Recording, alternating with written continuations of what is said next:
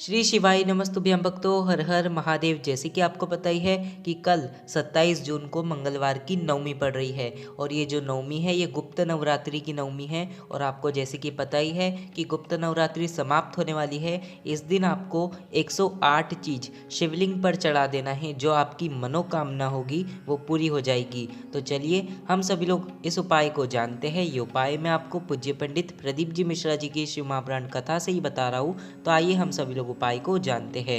इस वीडियो में मैं आपको टोटल 4 उपाय बताने वाला हूँ। ठीक है, पहला उपाय होने वाला है, आपकी अगर कोई विशेष मनोकामना है तो उसके लिए ये मनोकामना वाला उपाय होने वाला है। दूसरा उपाय जो कि आपके घर में अगर धन संपदा की कमी हो, व्यापार नहीं चलता हो, उसके लिए होने वाला है। तीसरा उपाय जीवन के कष्टों को दूर करने का होने वाला है। चौथा उपाय आपकी परिवार की रक्षा के लिए उपाय होने वाला है।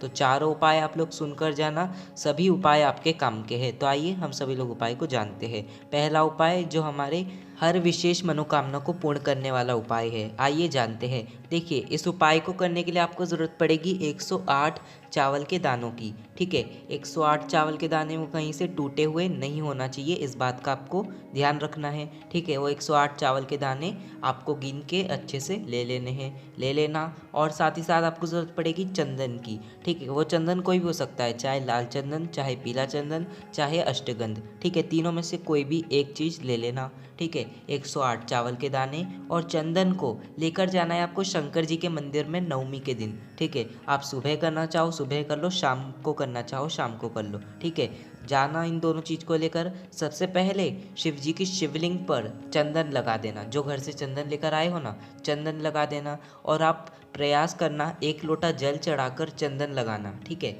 1 लोटा जल चढ़ाकर भी आप चंदन लगा सकते हो। तो चंदन लगा देना। चंदन लगाने के बाद जो आप घर से 108 चावल के दाने गिन कर लाए हो वो आपकी हथेली में रखना है, सीधे हाथ की हथेली में रखना। अपनी मनोकामना शंकर जी से आपको कहना है, श्री शिवाय नमस्तुभ्यम मंत्र का जाप कर लेना है। और आपने जो चंदन लगाया उस चंदन के ऊपर आपको वो 108 चावल के दाने एक ही साथ आपको चढ़ा देने हैं। चढ़ा देना। चढ़ाने के बाद वही चावल के ऊपर हाथ रखकर अपनी मनोकामना बाबा विश्वनाथ से कहना है, श्री शिवाय नमस्तुभ्यम कहना है। अपनी मनोकामना शंकर जी से कहना है कि ये मेरी विशेष मनोकामना है शंकर जी, आप पूर्ण करिए। मुझे विश्वास है कि आप मेरी मनोकामना पूर्ण करोगे। यही सब कहकर शंकर जी से अपनी मनोकामना कहकर वापस आपको अपने घर पर आना है। अगर आप नवरात्रि की नवमी पर इस उपाय को कर लेते हो तो यकीन मानना अगली नवमी तक शायद आपकी मनोकामना शीघ्र पूरी हो जाए। तो ये था गुरुजी का पहला उपाय। अब जानते हैं हम सभी लोग दूसरा उपाय, जो कि होने वाला है धन के लिए। अगर आपके घर में भी धन संपदा की कमी हो, व्यापार नहीं चलता हो, बहुत कष्ट की ज़िंदगी निकल रही हो, तब आपको इस उपाय को कर लेना चाहिए। ठीक है, हर नवमी पर भी आप इस उपाय को कर सकते हो, ये दूसरे उपाय को। ठीक है, कैसे करना है मैं बताता हूँ। सबसे पहले आपको ज़रूरत पड़ेगी हल्दी की। ठीक है, आप ऐसी खड़ी हल्दी भी ले सकते हो और ऐसी पीसी हल्दी भी ले सकते हो। ठीक है, अगर खड़ी हल्दी ले रहे हो तो उसको पीस लेना, पीस कर पाउडर फॉर्म में तैयार कर लेना हल्दी को। ठीक है, हल्दी ले लेना। साथ ही साथ आपको ज़रूरत पड़ेगी 1 लोटा जल की। ठीक है, 1 लोटा जल भी ले लेना।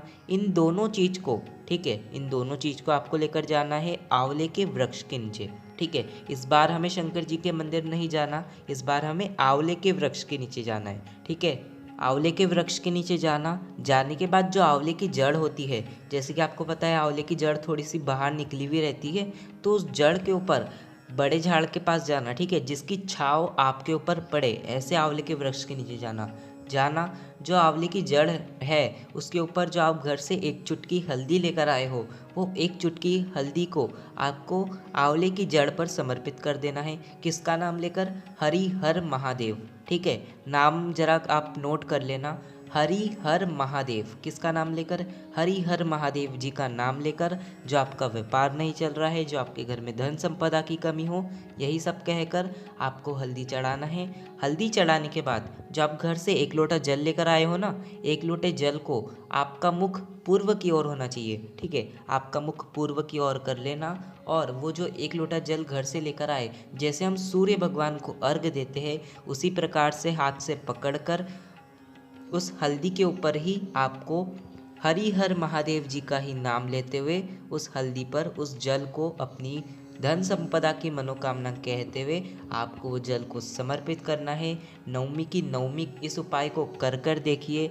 यकीन मानिए आप अगर इस उपाय को कर कर देखते हो, 1 या 2 नवमी पर इस उपाय को कर कर देखिए, अगली जो नवमी आएगी तब आप खुद कहोगे कि धन थोड़ा थोड़ा बढ़ना स्टार्ट हो गया है। तो ये था गुरु जी का दूसरा उपाय। अब जानते हैं हम सभी लोग गुरु जी का तीसरा उपाय। अगर आपके जीवन में भी कष्ट चल रहे हैं, तकलीफ बढ़ते जा रही है, बीमारियां छोड़ नहीं रही है पीछा, तो आपको क्या करना है, मात्र एक बेलपत्र लेना है। ठीक है, वो बेलपत्र कहीं से कटी फिटी नहीं होनी चाहिए, इस बात का आपको ध्यान रखना है। और साथ ही साथ बेलपत्र छोटे झाड़ में से हमें नहीं तोड़ना है। आपको मैं हर वीडियो में बताता हूँ, अगर बेलपत्री का उपाय आता है तो मैं आपको हर वीडियो में कहता हूँ कि छोटे झाड़ में से बिल्कुल भी बेलपत्र को मत तोड़ना। ठीक है, ठीक है, बेलपत्र को ले लेना, एक बेलपत्र को, और जो तीनों पत्तियां आकर जहाँ मिलती है बेलपत्र में, ये जो मैंने सर्कल बनाया ना, यहाँ पर आपको एक चंदन की बिंदी लगाना है। चाहे वो कोई भी चंदन हो, चाहे वो लाल चंदन हो, पीला चंदन हो, अष्टगंध हो, तीनों में से कोई भी, वहाँ पर आपको एक बिंदी चंदन की लगा देना है। और आपको इस बेलपत्र को लेकर जाना है शंकर जी के मंदिर में। ठीक है, चल जाना, अपने सीधे हाथ में उस बेलपत्र को रखना, शंकर जी के सामने जाकर बैठ जाना। ठीक है, बैठ जाना और 108 बार महामृत्युंजय मंत्र का आपको जाप करना है। ठीक है, 108 बार महामृत्युंजय मंत्र का जाप करना है। जाप पूर्ण हो जाए उसके बाद शंकर जी की शिवलिंग पर उस बेलपत्र को आपको चढ़ा देना है। चढ़ा दीजिए और अपनी मनोकामना यानी कि जीवन के सारे कष्टों के बारे में महादेव जी से बात कर लीजिए। इस उपाय को आप लोग कर कर देखिए, आप खुद कहोगे कि जीवन के कष्ट ना दूर होने स्टार्ट हो गए। मात्र 15 दिन में गुरु जी ने कहा है, 15 दिन रुकना, थोड़े थोड़े कष्ट जो है मिटना शुरू हो जाएंगे, आपके जीवन की परेशानियां दूर होना स्टार्ट हो जाएगी। तो ये था गुरु जी का तीसरा उपाय।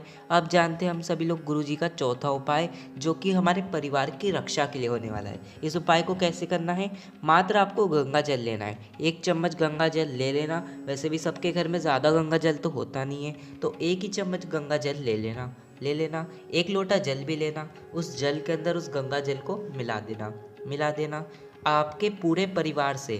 ठीक है, आपके पूरे परिवार से इस जल को चढ़ाना है, यानी कि आपके घर में जितने भी सदस्य रहते हैं उनको ऐसा जल तैयार कर कर देना है कल नवमी के दिन, और उनसे ये जल चढ़वाना है। ठीक है, हर एक जन को 1 लोटा जल में गंगा जल डालकर आप दीजिए चढ़ाने को। और जो व्यक्ति गंगा जल शंकर भगवान को नवमी के दिन चढ़ाता है उसका परिवार हमेशा खुश रहता है और उसकी मनोकामना भी शीघ्र पूर्ण होती रहती है। ये था गुरु जी का चौथा उपाय। और आपको कुछ पूछना हो तो कमेंट में पूछ सकते हो, अगर कुछ उपाय समझ नहीं आए हो तो। और कमेंट में हर हर महादेव अवश्य टाइप कीजिएगा। तो बस आज की इस वीडियो में इतना ही। श्री शिवाय नमस्तुभ्यम। हर हर महादेव।